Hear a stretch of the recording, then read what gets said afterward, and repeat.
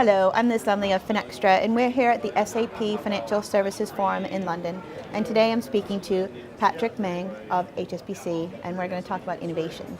So there are many banks that are launching sort of innovation hubs or fintech investment funds in order to sort of grasp a lot of the new innovative technologies that are coming into the industry right at the moment. HSBC is one of those banks that has those programs. How do you really measure the benefits of these programs?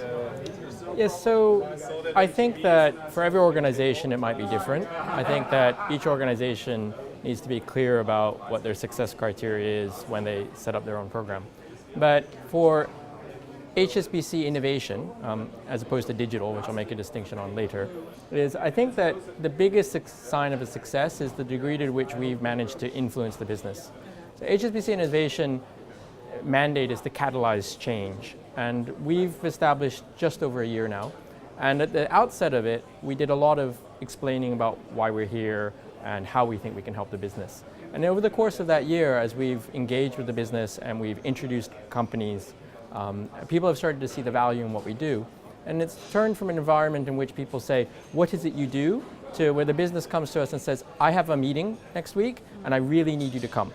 And so for us, the sign of success for innovation is the degree to which we've impacted the business and that the business calls on us as a trusted partner and resource for them.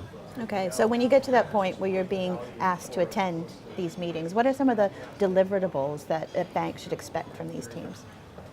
Well, so HSBC is organized into three parts. The innovation team has a corporate venturing fund, which is out there into the community to meet with startups and really gain insight into the leading edge of technological development. We have an internal technology services group, which is they're very knowledgeable about the internal workings of the bank, about our IT infrastructure, and they are responsible for managing the relationship with the startup accelerator programs that we participate in. And they also organize proof of concepts for technologies that we want to adopt, or companies that, let's say technologies of companies that we want to invest in that we also look to adopt, right? And then there's the strategy team, which is about being a resource for management and for the businesses to help them understand the changes and the options, and also to interface with external parties, so consultants and universities and governments in their narrow interests around promoting innovation or fintech. So to what do we deliver? I think that we've done a great job of delivering introductions between companies that we think are of use to the business and listening to the business, understanding their problems, and then trying to find things in the market that might meet those needs. So what we really should be a clearinghouse for the needs of the business and the availability in the market, and a place that can take those two, what's available and what people really need, and help match them. And the strategy function, I think, is there to help people make sense of the changing environment, and then help them probe questions about, given that the environment's changing and this is the perceived future direction of the industry, how we need to start preparing the business now to be in a good position to respond to that change.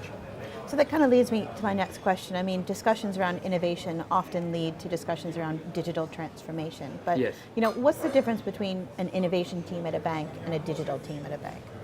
So I think that's a great question, because I think a lot of people don't make any distinction. A digital team is there to say, what is our digital strategy?